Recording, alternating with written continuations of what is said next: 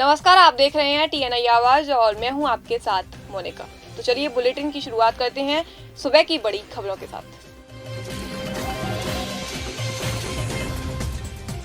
खबर उत्तर प्रदेश के पीलीभीत से है, जहां 129 विधानसभा पूरनपुर से कांग्रेस प्रत्याशी ईश्वर दयाल पासवान ने पूरनपुर विधानसभा के गांव हरिपुर, जोधपुर, भीमपुर एवं अन्य ग्राम पंचायतों में धुआंधार जनसंपर्क किया। आपको बता दें कि 129 विधानसभा पूरनपुर के होनहार कांग्रेस प्रत्याशी ईश्वर दयाल पासवान ने भी इस बार चुनावी मैदान में ताल ठोक दी है।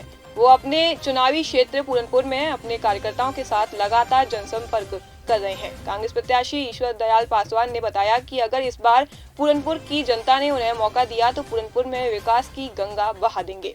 कांग्रेस प्रत्याशी ने विभिन्न ग्राम पंचायतों हरिपुर, भीमपुर एवं विभिन्न गांवों में जाकर घर घर जाकर वोट मांगे और जनता से जिताने का संकल्प लिया। पीलीभीत से गुरु प्रसाद की रिपोर्ट। खबर राजस्थान के धौलपुर से है, जहां धौलपुर शहर की कोतवाली थाने की हाउसिंग बोर्ड चौकी पुलिस ने 2 मामलों में फरार चल रहे एक वारंटी को गिरफ्तार किया है। ASI मोहनलाल ने बताया कि स्थायी वारंटी केशव पुत्र दीवान सिंह गुर्जर निवासी बड़ापुरा मजरा मोरोली थाना कोतवाली धौलपुर को गिरफ्तार किया गया है, जिसके 2 स्थायी वारंट थाना कोतवाली धौलपुर से थे। वारंटी को गिरफ्तार करने वाली पुलिस टीम में ASI मोहनलाल, कांस्टेबल अशोक कुमार, भरत राम व रविंद्र आदि शामिल हैं। धौलपुर से गिरीश शर्मा की रिपोर्ट। खबर धौलपुर से है, जहां निजी विद्यालय महासंघ धौलपुर के बैनर तले शुक्रवार को धौलपुर शहर के निजी स्कूल संचालकों ने मुख्यमंत्री अशोक गहलोत के नाम धौलपुर जिला कलेक्टर राकेश कुमार जायसवाल को ज्ञापन सौंपा, जिसमें कोविड-19 प्रोटोकॉल की पालना के साथ 1 फरवरी 2022 से स्कूल खोलने की बात कही गई है। ज्ञापन में कहा गया है कि कोरोना अनिश्चित काल तक चलने वाली बीमारी है, जिसका असर अभी से बच्चों के ऊपर दिखाई दे रहा है। जहां बच्चों के जीवन की सुरक्षा जरूरी है, वहीं उनकी शिक्षा भी उतनी ही जरूरी है। शोध के अनुसार स्कूल खुले रखने पर ना तो संक्रमण की दर बढ़ी है और ना ही बंद रहने पर घटी है। फिर भी स्कूलों को बंद कर दिया गया है। स्कूल बंद होने से बच्चों का भविष्य एवं मानसिक संतुलन बिगड़ रहा है। इसे लेकर 26 जनवरी 2022 को बच्चों के परिजनों के साथ मीटिंग कर सभी तत्वों पर विचार विमर्श किया और फरवरी 2022 से स्कूल खोलने का निर्णय लिया गया है। धौलपुर से गिरीश शर्मा की रिपोर्ट। आज पूरे राजस्थान में ज्ञापन दिए जा रहे हैं कि प्राइवेट स्कूल बंद हैं और सब जगह सारे काम चल रहे हैं, जैसे कि देखने में आ रहा है। सिर्फ प्राइवेट स्कूलों पे ही कुठाराघात सरकार करती है। हर बार सबसे पहले लेके प्राइवेट स्कूलों को बंद कर दिया जाता है। यहाँ हमारे पूरे धौलपुर जिले के लोग आए हैं, कुछ इसमें पेरेंट्स भी हैं और हमारे टीचर्स, प्राइवेट जो टीचर्स हैं लाखों की तादाद में ये प्राइवेट स्कूलों से पल रहे हैं, उनके साथ भी कुठाराघात हो रहा है। आज अभी हम लोग देखें बाजार में तो कहीं ऐसा नहीं लग रहा कहीं कोविड चल रहा है। कई स्टेटों में पूना जैसे मान के चले, महाराष्ट्र का पूना है और महाराष्ट्र के जितने भी हैं वहाँ सबसे ज़्यादा केसेस मिलते हैं। वहाँ भी स्कूलों को खोल दिया गया है और हरियाणा में भी खुले हैं और यूपी का चल रहा है। कल अपनी मांग बताएं। हमारी मांगे ये है कि 1 फरवरी से स्कूल खोले जाएं, जिसमें जो 2 साल से बच्चे घर पे पड़े हुए हैं उनकी स्थिति बहुत दयनीय हो गई है। अभिभावक भी बहुत ज़्यादा परेशान है। तो हमारे सब पूरे राजस्थान के अब जो भी हमारे प्राइवेट संघ हैं उन्होंने निर्णय लिया कि 1 तारीख से 1 फरवरी से हम लोग अपने स्कूल खोलेंगे। इसमें हम सरकार से पहले तो विनती कर रहे हैं, अन्यथा हम लोग अपने स्कूल खोलेंगे। ये हमारा सबका फैसला है और सब सम्मति से 1 तारीख 1 फरवरी को हम चाह रहे हैं कि परमिशन मिल जाए तो बहुत अच्छा रहेगा, अन्यथा स्कूल खोले जाएंगे। Thank you. खबर बिहार से है, जहां सारण जिला के जलालपुर प्रखंड के देवरिया गांव में शिक्षाविद रामदेव पांडे जी के श्रद्धांजलि सभा आयोजित की गई। वहीं मौजूद भाजपा नेता प्रमोद सिग्रीवाल ने कहा कि उनके जीवन से युवा सीख लें, वे प्रतियोगी युवाओं के प्रेरणा स्रोत हैं। उक्त बातें वे देवरिया में शिक्षाविद रामदेव पांडे की 5वीं पुण्यतिथि पर आयोजित श्रद्धांजलि सभा के एक कार्यक्रम में बोल रहे थे। उनके तैलचित्र पर पुष्प अर्पित कर नमन करते हुए उन्होंने कहा कि वे आदर्श शिक्षक थे। उनकी जीवनी खुली किताब की तरह थी। वे प्रतियोगी युवाओं को हमेशा प्रोत्साहित करते रहते थे तथा सामाजिक कार्यों में भी उनकी भूमिका बढ़ चढ़कर होती थी। कार्यक्रम में प्राथमिक शिक्षक संघ सारण के उपाध्यक्ष राजेश तिवारी ने कहा कि शिक्षाविद की जीवनी हम सभी शिक्षकों को कर्तव्य बोध कराती है। खबर राजस्थान के करौली से है, जहां पुलिस अधीक्षक शैलेंद्र सिंह इंदौलिया के निर्देशन में चलाए जा रहे ऑपरेशन वांटेड अंतर्गत थाना पुलिस श्री महावीर जी की बड़ी कार्रवाई सामने आई है। रेखा मीना डॉन गैंग का इनामी बदमाश पुलिस के हत्थे चढ़ा है। आरोपी धर्म सिंह मीना उर्फ JEN को पुलिस ने गिरफ्तार किया है। थानाधिकारी धर्म सिंह ने बताया कि पुलिस अधीक्षक शैलेंद्र सिंह इंदौलिया के नेतृत्व में चलाए जा रहे धरपकड़ अभियान अंतर्गत 2000 के इनामी बदमाश को गिरफ्तार किया है। कांस्टेबल रवि कुमार की सूचना पर श्री महावीर जी थाना पुलिस ने क्षेत्र में आतंक का पर्याय बनी हुई रेखा मीना डॉन गैंग के सक्रिय बदमाश धर्म सिंह मीना को श्री महावीर जी पुलिस ने गांव किरवाड़ा के समीप शराब के ठेके पर होने की सूचना मिली थी। पुलिस की तत्परता से महसवा निवासी धर्म सिंह मीना उर्फ JEN मीना को गिरफ्तार किया है, जिसे श्री महावीर जी पुलिस गुड़गांव पुलिस को सुपुर्द करेगी। करौली से जीतू शर्मा की रिपोर्ट। खबर उत्तर प्रदेश के बदायूं से है, जहां मैं लड़की हूं लड़ सकती हूं के अंतर्गत कांग्रेस पार्टी द्वारा 116 विधानसभा शेखुपुर से टिकट देकर फरार नईम को प्रत्याशी घोषित किया गया था, मगर शेखुपुर विधानसभा प्रत्याशी फरार नईम ने कांग्रेस के बदायूं जिलाध्यक्ष ठाकुर ओमकार सिंह पर गंभीर आरोप लगाते हुए चुनाव नहीं लड़ने का फैसला बनाते हुए पार्टी से मिला हुआ टिकट वापस करने की घोषणा की है। बदायूं से सुनील कुमार की रिपोर्ट। मुझे समाचार चैनल के माध्यम से एक जानकारी प्राप्त हुई, जिसमें हमारे जिले के सम्मानित जिलाध्यक्ष ठाकुर ओमकार सिंह जी पर महिला विरोधी होने का जो हमारी कांग्रेस की नेत्री फरार नईम द्वारा जो आरोप लगाया गया है, उनके द्वारा लगाए गए सारे आरोप तथ्यहीन हैं। फरार नईम ने जो आरोप लगाए हैं वो बिल्कुल निराधार हैं, उनका कोई भी आधार नहीं है। ठाकुर ओमकार सिंह जी वो शख्सियत हैं, उन्होंने जनपद में सन 84 से लेकर आज तक कांग्रेस को संजीवनी बूटी देने का काम किया है। उन्होंने आज तक बिल्कुल निस्वार्थ होकर कांग्रेस की सेवा की है। वो एक कांग्रेस के सच्चे सिपाही हैं। अगर किसी कांग्रेस के कार्यकर्ता पर कोई भी विपत्ति आती है तो ठाकुर ओमकार सिंह जी वो शख्सियत हैं जो रात के 12 बजे भी उस कार्यकर्ता के दुख में सुख में शरीक होने का कार्य करते हैं।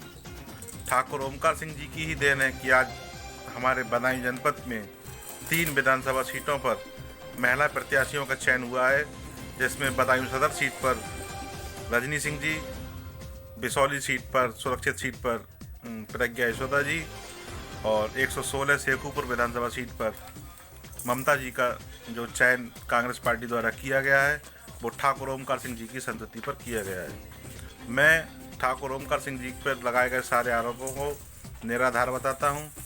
फरार नईम जी ने जो भी आरोप लगाए हैं वो गलत है, तथ्यहीन है। उन्होंने जिस विधानसभा से टिकट मांगा उनको कांग्रेस पार्टी ने टिकट दिया।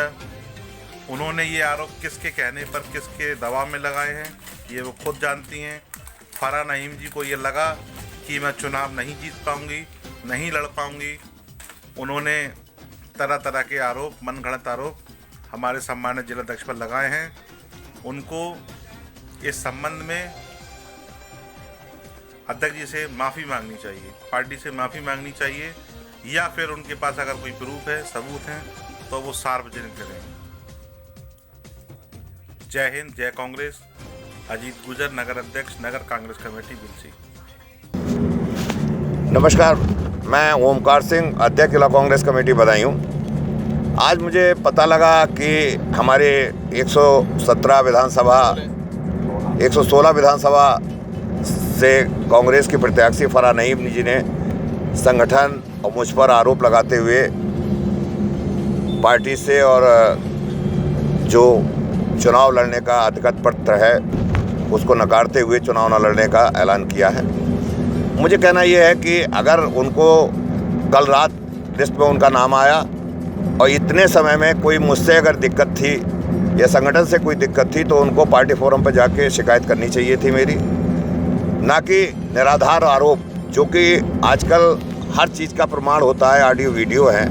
अगर उनके पास कुछ प्रमाण है तो वो जारी करें कि मैंने उनके बारे में कोई अभद्र भाषा का उपयोग किया है। मुझे लगता है कि ये कुछ ना कुछ विपक्षी पार्टियों का कुचक्र है, जिसके किसी लाभ के चक्कर में उन्होंने पार्टी संगठन को बदनाम करने के लिए ये कदम उठाया है और मैं इसको विपक्षी पार्टियों की राजनीति का एक हिस्सा मानता हूँ और इससे ज़्यादा कुछ नहीं। आप जानते हैं मेरे बारे में, मैं 1984 से पार्टी के लिए काम कर रहा हूँ, पार्टी का सिपाही हूँ। जहाँ भी जिसका भी टिकट हुआ, जब भी हुआ, जैसे भी हुआ, मैंने भरपूर तरीके से चुनाव लड़ाया है और आगे भी मैं पार्टी का अनुशासित सिपाही हूँ और इससे ज़्यादा मैं फराह नईम जी के बारे में कुछ नहीं कह सकता, केवल इसके अलावा कि मैंने उनके बारे में कोई अभद्र भाषा का उपयोग कभी नहीं किया, ना मैं मातृशक्ति के लिए कभी उपयोग करता हूँ। मेरे इससे पूर्व में भी 2 चुनाव कैंडिडेट घोषित हुए हैं, उन दोनों को मैं बेटियों की तरह मानता हूँ और उनको पूरी तन्मयता के साथ पूरा संगठन चुनाव लड़ रहा है। धन्यवाद। देखिए कहने दीजिए इन लोगों को।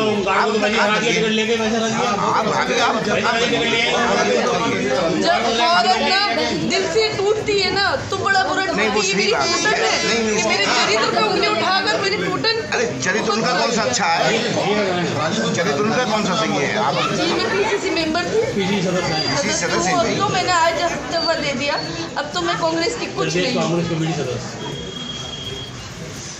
खबर जयपुर से है, जहां रीट धांधली मामले को लेकर प्रदेश की गहलोत सरकार एक्शन में आ गई है। शुक्रवार मध्यरात्रि मुख्यमंत्री अशोक गहलोत की अध्यक्षता में हुई हाई पावर कमेटी की बैठक में माध्यमिक शिक्षा बोर्ड अध्यक्ष डीपी जारोली को बर्खास्त कर दिया गया है। इसके साथ ही रिटायर्ड हाईकोर्ट जस्टिस की अध्यक्षता में कमेटी गठित कर जांच करने का निर्णय लिया गया है। रीट 2021 धांधली प्रकरण में गहलोत सरकार ने बड़ा फैसला लेते हुए राजस्थान माध्यमिक शिक्षा बोर्ड के अध्यक्ष डीपी जारोली को बर्खास्त करने का निर्णय लिया है। साथ ही धांधली में लिप्त पाए गए कर्मियों के तुरंत सस्पेंड करने का भी निर्णय लिया गया है। खबर उत्तर प्रदेश के बदायूं से है, जहां बदायूं सदर सीट से काफी कशमकश के बाद हाजी रईस ने आज अपना नामांकन पत्र दाखिल करा दिया है। आपको बता दें कि बदायूं सदर सीट से समाजवादी पार्टी में प्रत्याशी के नाम पर काफी घमासान मचा हुआ है और सपा ने 22 जनवरी को काजी रिजवान को सिंबल भी दिया, जिसके बाद काजी रिजवान ने अपना प्रचार भी शुरू कर दिया था। लेकिन नामांकन के आखिरी दिन सपा के अधिकृत प्रत्याशी के तौर पर हाजी रईस ने नामांकन दाखिल सभी अटकलों पर विराम लगा दिया है। बदायूं से सुनील कुमार की रिपोर्ट। तमाम दावेदार थे प्रत्याशी के तौर पर समाजवादी पार्टी से। क्या लगता है आपको डिवाइडेशन नहीं हुआ बदायूं सदर विधानसभा? बिल्कुल भी नहीं, एक वोट का भी नहीं, एक शख्स का भी नहीं, कोई भी नहीं, सब हमारे साथ हैं। आप आ जाइए थोड़ी देर के बाद में, सब हमारे साथ में सब मिलकर काम करेंगे। और बहुत मूवमेंट पे आपको हेलीकॉप्टर से भेजा गया है, लोग बाग इस बात नहीं, मैं हेलीकॉप्टर से नहीं आया, मैं गाड़ी से आया था। मतलब नहीं है कि लास्ट मूवमेंट नहीं, लास्ट मूवमेंट का है, हमने आवेदन किया था, बहुत समय हो गया, बहुत समय हो गया, आवेदन किया हुआ था हमने, उस पर विचार विमर्श किया गया। यहाँ पर अपने उत्तर प्रदेश को इतनी बहुत देर क्यों लगी? और लोगों ने तो बहुत पहले ही बहुत सारे काम हैं।